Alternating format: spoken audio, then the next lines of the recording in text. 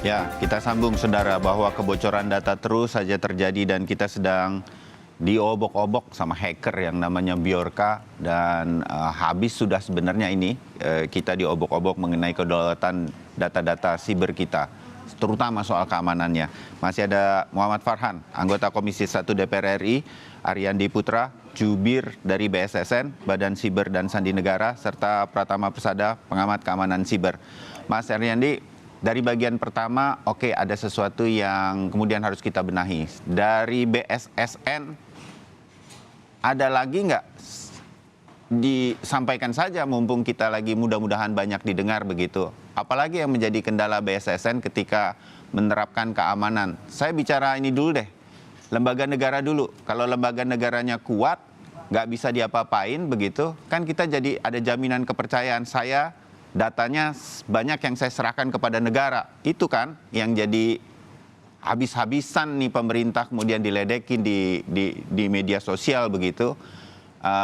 Ngejamin-jamin data pribadi rakyat Indonesia, tapi diobok-obok begitu kan. Konyol kita ini kan gitu kira-kira. Nah, apalagi yang harusnya dilakukan tapi tidak dilakukan. Yang BSSN kemudian tahu begitu dan sampaikan kalau bisa pagi ini. Bang Ariandi. Ya, terima kasih Mas Bayu. Nah, perlu saya sampaikan bahwa Perpres 28 tahun 2021 itu kan BSSN mempunyai tugas melaksanakan tugas pemerintah di bidang keamanan siber dan sandi. Iya. Lembaga ini dibentuk tahun 2017 bertanggung jawab langsung kepada Presiden. Nah, kita di BSSN sudah menyusun peraturan BSSN nomor 8 tahun 2020 tentang sistem pengamanan dalam penyelenggaraan sistem elektronik. Kita juga membuat peraturan BSSN nomor 4 tahun 2021. Nah, ini juga yang kita sampaikan sesuai dengan PP 71 tahun 2019 yang saya sampaikan di awal. Nah, apalagi yang perlu kita sampaikan, sebenarnya kita butuh kewenangan. Kewenangan lebih yang tadi sempat saya bersama Kang Farhan debatkan. Nah, itu juga kita butuh undang-undang, makanya kita dorong terus rancangan undang-undang PDP, rancangan undang-undang KKS kita dorong terus agar sinergi dan kolaborasi dengan instansi terkait itu bisa lebih cepat dalam menanggulangi insiden dugaan kebocoran insiden yang ada. PDP itu rancangan undang-undang PDP, perlindungan data pribadi, dan RUU KKS, keamanan ketahanan siber, buat saya dan juga pemirsa Sapa Indonesia Pagi. Nah, BSSN kan tahu nih, benar kan yang Kang Farhan bilang, ada lembaga-lembaga negara, saya berfokus di situ dulu, yang nggak mentaati spek, syarat-syarat harusnya keamanan sibernya itu harus seperti ini supaya data nggak bisa ada orang yang masuk. Belum ditepati. Kalau ya itu benar, itu disampaikan nggak langsung ke Presiden? Kan BSSN bisa ngomong nih ke Presiden. Sampai akhirnya surat-surat Presiden dibobol tuh. Ngobrol sama binnya apa, kira-kira saya nggak tahu dugaannya seperti apa. Sampai ke Presiden, dan Presiden bilang apa, Mas Ariandi? Ya, terkait hal itu kita kan koordinasinya dengan penyelenggara sistem elektronik. Nah, anomali traffic yang 1,6 miliar tadi, kita juga sampaikan ke publik. Nah, selain itu notifikasi kita kirimkan terus. Jadi kita koordinasi dengan, kita bersurat resmi kepada lembaga terkait, kita kirimkan notifikasi bahwa ada anomali traffic. Nah, kita harapkan bahwa lembaga tersebut juga bekerja sama dengan BSSN agar kejadian-kejadian kebocoran data itu bisa ditanggulangi lebih awal dugaan yang akan terjadi. Nah, ini kita harapkan juga kita bergandengan tangan dengan seluruh instansi. Jadi keamanan siber itu kita terus sampaikan, security itu is a process. Jadi dia proses yang terus menerus ada, tidak menjadi sebuah produk. Jadi kita harus menjaga keamanan siber itu tidak bisa. BSSN tidak bisa sendiri. Jadi harus sama dengan instansi yang lain. Begitu notifikasi itu, kata Anda saat tadi kan sendiri di bagian pertama, Mas Ariandi, itu nggak semuanya diindahkan segera. Ada anomali nih terjadi di sebuah lembaga negara. Nggak segera tuh dia lakukan sesuatu. Akhirnya kemudian mungkin jadi bocor atau bisa dihack dan lain-lain. Anda bisa apa tuh BSSN? Apa sanksi-sanksinya sehingga si lembaga itu kalaupun akhirnya bocor harusnya bertanggung jawab kan dia, Mas Ariandi?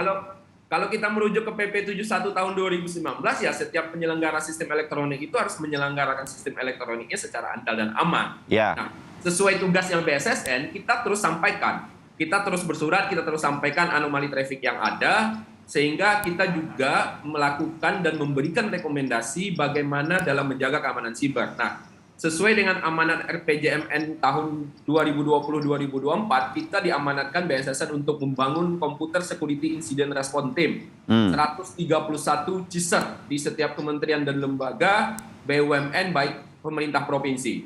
Nah, CISR ini menjadi tim awal untuk mitigasi di setiap insiden, di setiap kementerian lembaga. Nah, ini kita kolaborasikan terus. Nah, kita fokus kepada sumber daya manusianya, kepada proses yang ada, dan kepada teknologi yang semakin terus berkembang. Oke, tapi ini belum sepenuhnya kejadian atau terrealisasi. Benar, Mas Haryadi? Ini masih dalam proses, karena BSSN baru berdiri 2017, kita 2019 ada pandemi COVID-19, kita disibukkan oleh hal itu, tapi kita membangun dengan sumber daya manusia yang ada, dengan semua keterbatasan yang ada, kita bangun perlahan-lahan, kita fokus kepada sumber daya manusianya. Makanya BSSN punya Politeknik Siber dan Sandi Negara. Sumber daya manusia salah sumbernya dari sana. Ya, Mas Pratama dan juga Kang Farhan. Kita tahu upaya dari BSSN lah begitu ya untuk membangun keamanan-keamanan ini.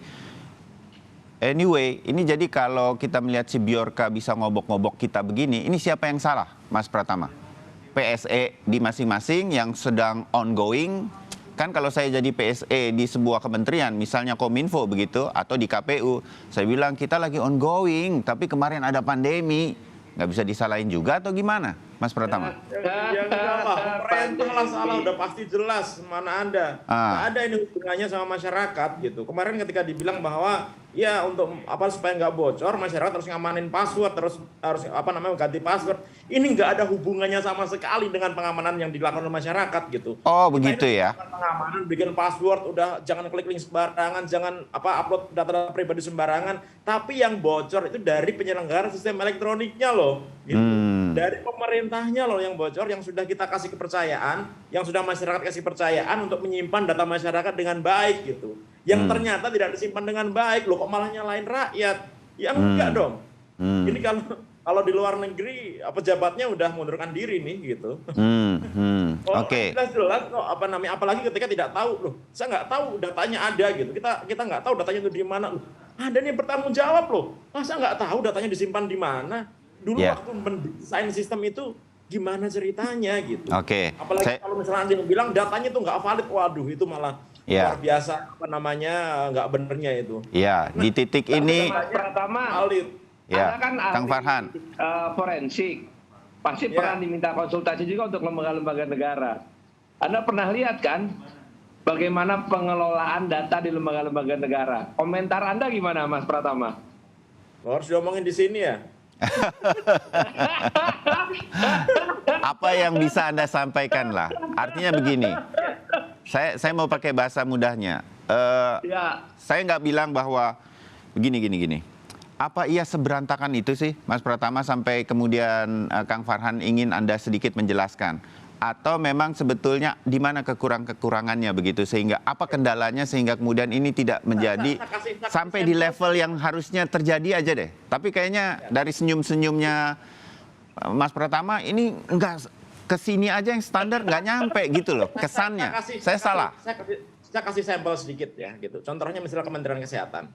Kementerian Kesehatan itu sudah PKS sama BSSN, sudah MOU dengan BSSN gitu. Mereka sudah punya CISR, sudah punya sistem security yang cukup kuat gitu. Tapi ternyata itu sistemnya dihack. Data 1,3 juta data e-hack itu diretas begitu. Kemudian diperingatkan, butuh waktu 1 bulan lebih Kementerian Kesehatan untuk sadar bahwa sistemnya itu jelas gitu.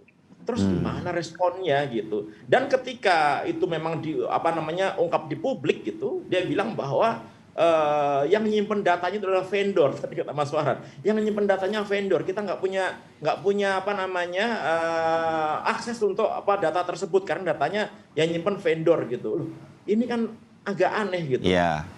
Pemerintah yang harusnya menjadi penanggung jawab, menjadi wali data, yang pegang kendali harusnya.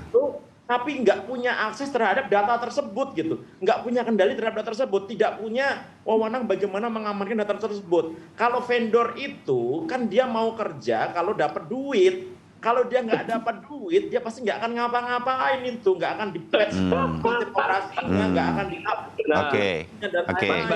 Kang Farhan, jadi ini di mana runutan kusutnya sehingga kemudian kita bisa perbaiki? Masalahkan sama Mas Pratama di awal itu bahwa rakyat disalahkan dan lain-lain, itu bicara masalah narasi. Ya. Narasi kepada publik tentu berbeda dengan fakta masalah pengelolaan data.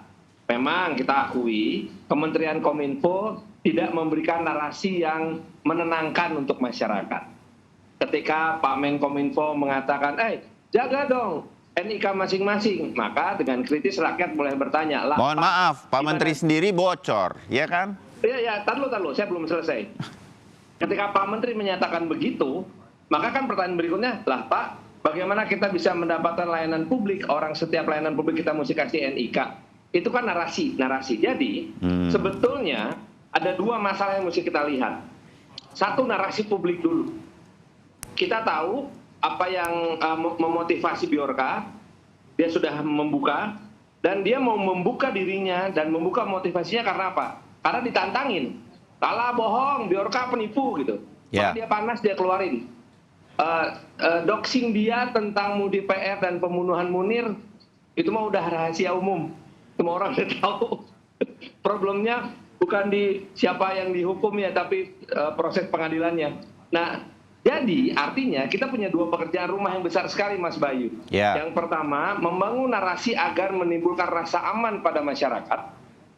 Satu, itu yang mesti dikedepankan ke publik. Kedua, kita mesti membangun juga sebuah sistem yang sedemikian rupa sehingga semua lembaga negara patuh terhadap apa yang sudah dibuat oleh BSSN, sehingga notifikasi dari BSSN itu nggak diabaikan gitu. Kan kalau sekarang faktanya semuanya diabaikan. Maka law enforcement-nya seperti apa? Nah, ini yang menjadi pertanyaan besar semua orang. Bagaimana kita bisa menegakkan sebuah aturan terhadap lembaga-lembaga yang harusnya melindungi data masyarakat, tapi pada saat bersamaan harus juga memberikan layanan kepada publik. Mau gimana? Oke, BPJS deh. BPJS Kesehatan datanya bocor. Maka harus kalau berdasarkan PP 71 PSE-nya dicabut. 3 kali peringatan. Maka nggak akan ada pelayanan BPJS Kesehatan. Atau katakanlah BPJS Kesehatan berdasarkan Undang-Undang PDP itu nanti akan didenda. Dendanya besar, Mas. 2% dari keseluruhan. 2% dari 67 triliun. Itu udah. Jadi dilematisnya di situ, law enforcement-nya dikuatkan, pelayanan publiknya bisa terhenti. Jadi dalam bayangan Komisi 1, Kang Farhan, kita bicara kenyataan aja. Saya tetap pada harapan saya pada selalu Komisi 1 yang mitra kerjanya adalah Kominfo begitu ya, dengan seluruh jajarannya. Betul. Jadi apa yang akan dilakukan oleh Komisi 1? Pengamanan data itu masing-masing lembaga. Kalau pengamanan data, karena yang ngumpulin data bukan Kominfo, yang menyimpan bukan Kominfo.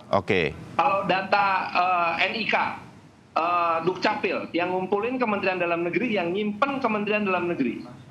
Kita tidak mungkin meminta Menkominfo bertanggung jawab terhadap data yang disimpan, dikumpulkan, dan dikelola oleh Mendagri. Siapa yang kemudian bisa di dalam pemerintahan memimpin ini semua sehingga semua lembaga negara seperti kata Anda tadi taat dong sama aturan supaya kita... Menurut Mas Bayu, siapa atasan para menteri? Menurut sepengetahuan kita selalu ngobrol, Pak Presiden. I raise my case. Begitu. Oke. Data SIM card siapa tanggung jawab, Pak Farhan? Data SIM card yang tanggung jawab siapa dong? Kenapa? Data SIM card yang tanggung jawab siapa, Mas Farhan? Kalau data yang menyimpan dan yang mengumpulkan, Pak? Iya, siapa tuh kira-kira tuh? Ya masing-masing lembaga. Lembaga siapa yang mengumpulkan? Masa registrasi SIM card masing-masing lembaga? Data registrasi SIM card? SIM card ya Kominfo. Telekomunikasi dong. Kominfo kan? Bukan. Jadi masing-masing provider. Betul. Menkominfo memberikan aturannya. Enggak yang dong. bertanggung jawab kan kalau masing-masing provider itu hanya data masing-masing providernya. Tapi sampel datanya itu bukan dari bukan hanya satu provider. Anda tahu nggak Biorka dapat data 1,3 miliar itu ngambil satu-satu atau ada satu penyimpanan data khusus? Pasti ngambil dari satu penyimpanan data khusus. Nggak pernah tahu, Mas. Kan kita nggak pernah tahu. Ya karena kita nggak punya pusat data nasional, Pak. Nggak mungkin dia bisa langsung ngambil dari semua perusahaan telekomunikasi gitu, yang sistem security-nya tentu lebih tinggi gitu. Kemudian dia gabungin satu persatu gitu, kayaknya nggak ada, Pak. Akal. Nggak ada. Pak Mas Pratama kan ahli cyber security, forensik. Bapak cari aja. Kita punya pusat data nasional nggak? Jadi kemungkinan ini dikumpulkan satu persatu dari provider. Oh, oke. Dari mana kita tahu Biorka bukan melakukan hal ini? Datang ke Telkomsel diambil, datang ke Indosat diambil, datang ke Excel diambil, lalu dia kombinasi. Kita kan nggak pernah tahu apakah itu proses yang dilakukan. Ya, Atau Biorka berhasil akses satu penyimpanan besar. Ya. Kalau Oke. memang ada, berarti pertanyaan dari Komisi 1 kepada pemerintah adalah di mana pusat data nasional kita? Kalau memang ada, begitu. Oke. Nggak ada. Mas Aryandi bisa jawab nggak? Di mana pusat data nasional kita? Mas Aryandi, Pak, katanya. apakah kita punya pusat data nasional, Mas Aryandi? Ya, kita sedang proses, Mas. Ya, kalau dalam proses berarti belum punya. Jadi belum ada ya. Oke. Nah, oke lah, kita udah mulai mengerti bahwa sebenarnya harus apa dan bagaimana, dan saya yakin nanti Kang Farhan dan teman-teman di Komisi 1 akan mencoba mengarahkan ke sana dengan semua rancangan undang-undang. Mas Pratama, secara digital forensik gitu ya, apakah ini kemudian bisa dicari siapa yang benar-benar bertanggung jawab? Kita bisa tangkap Biorka nggak? Begitu kira-kira.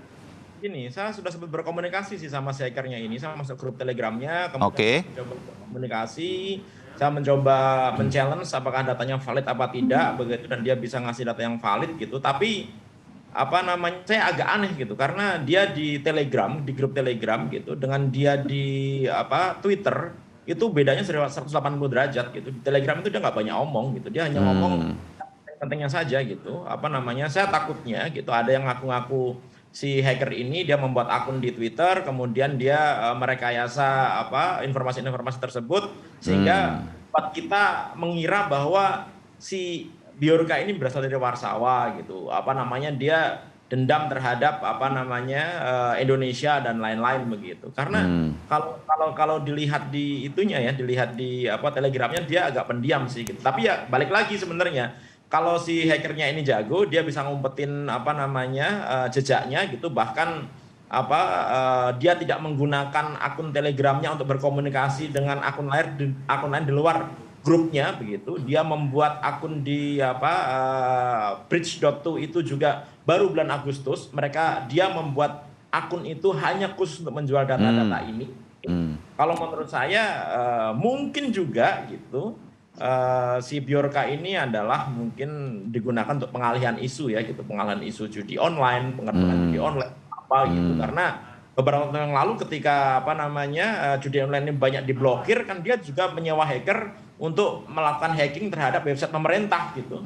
Yang akhirnya website pemerintah itu, website GoID itu digunakan untuk landing page-nya judi online gitu. Artinya punya kemampuan di sana. Mungkin seperti itu. Ini banyak kemungkinan gitu. Yeah.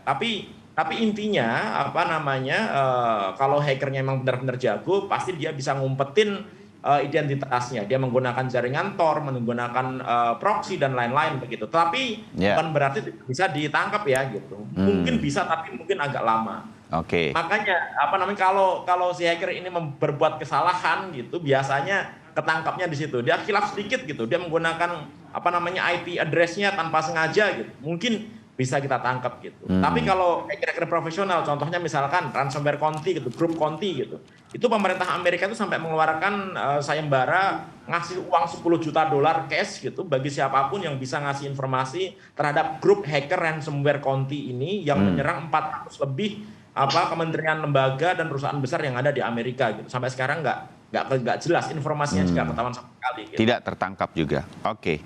Ya, semoga aja ini nanti ada langkah-langkah itu ya dari penegak hukum kita ya, punya langkah-langkah yang bagus, tools-tools yang bagus gitu untuk melakukan tracking terhadap jejak si Bjorka ini. Iya, kita pantau terus apa yang kemudian muncul dari soal kebocoran data, tapi yang pasti harusnya kita memperbaiki banyak hal yang memang carut-marut ini. Nah, kita berharap pada Mas Ariandi di BSSN, Kang Farhan di Komisi 1, apa yang bisa dilakukan bersama Kominfo di sana sebagai kontrak kerjanya, kontrapart kerjanya, dan juga masukan-masukan dari Mas Pratama. Terima kasih untuk diskusi kali ini. Sampai ketemu lagi di diskusi yang lain. Selamat pagi, salam sehat untuk kita semua. Terima kasih Mas Pratama udah mau begadang. Mas. Mas Ariandi terima kasih, sampai Terima kasih, ketemu Kang lagi. Farhan. Mas Bayu terima kasih. Mas Pratama. Assalamualaikum.